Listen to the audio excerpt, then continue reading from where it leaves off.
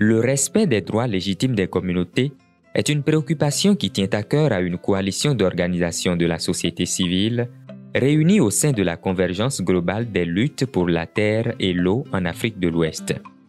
Cela intervient dans un contexte où de plus en plus de terres sont dégradées et des conflits deviennent incessants.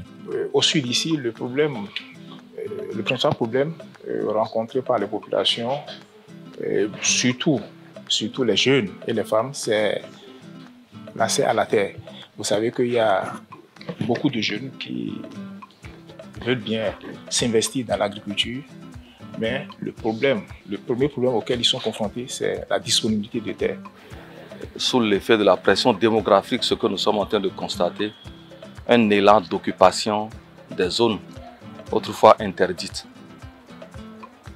Sinon, jusqu'à aujourd'hui interdites par la législation. Deuxièmement, nous avons des problèmes liés au conflit entre agriculteurs et éleveurs et parfois entre agriculteurs eux-mêmes, de par l'existence ou bien leur appartenance à un territoire donné.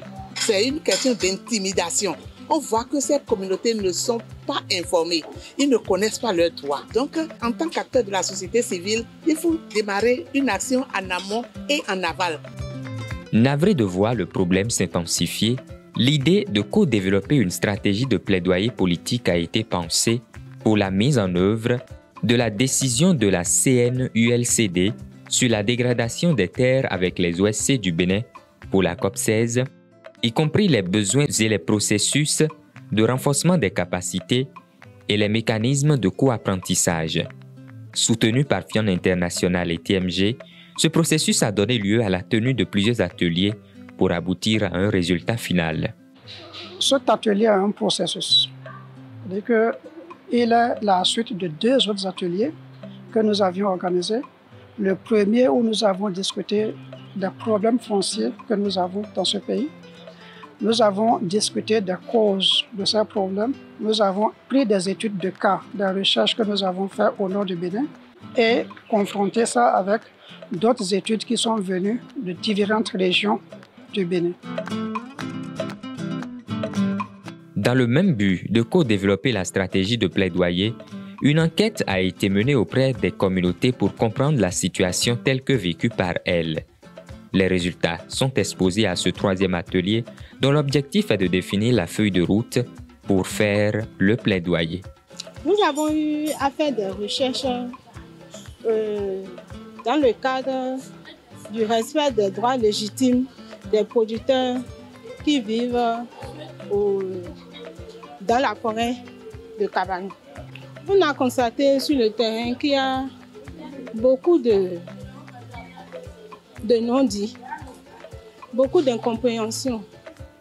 Il faut dire que la collaboration telle qu'on l'aurait souhaité, ce n'est pas le cas parce que les communautés ont exprimé beaucoup plus de difficultés dans le cadre de collaboration avec l'administration forestière. Or, quand il s'agit de ressources naturelles, surtout quand on parle de forêt, on devait avoir une collaboration dans le cadre de la cogestion pacifique. De profonds débats ont été menés sur la question de la dégradation des terres et des situations conflictuelles auxquelles sont souvent exposées les communautés. Tout cela a abouti à une feuille de route pour conduire le processus de plaidoyer.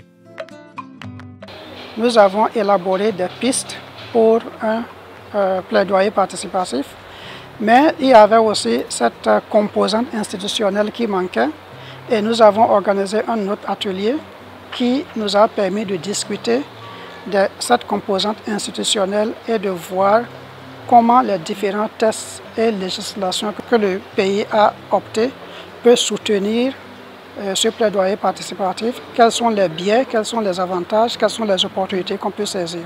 Et ce 3e atelier est aujourd'hui le couronnement de tout ce processus-là qui nous a maintenant permis d'avoir une feuille de route pour ce plaidoyer que nous voulons faire. Voir les droits légitimes des communautés être respectés est devenu un impératif auquel adhèrent même les têtes couronnées, souvent appelées à la rescousse lors des conflits. Elles lancent un appel.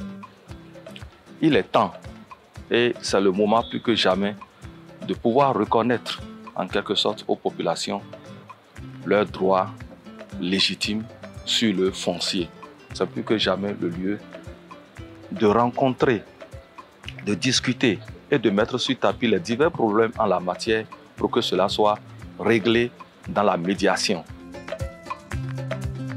Reconnaître et respecter tous les détenteurs légitimes de droits fonciers et leurs droits en prenant des mesures raisonnables pour identifier, enregistrer et respecter les détenteurs légitimes de droits fonciers et leurs droits participe à une cohésion sociale et une paix durable.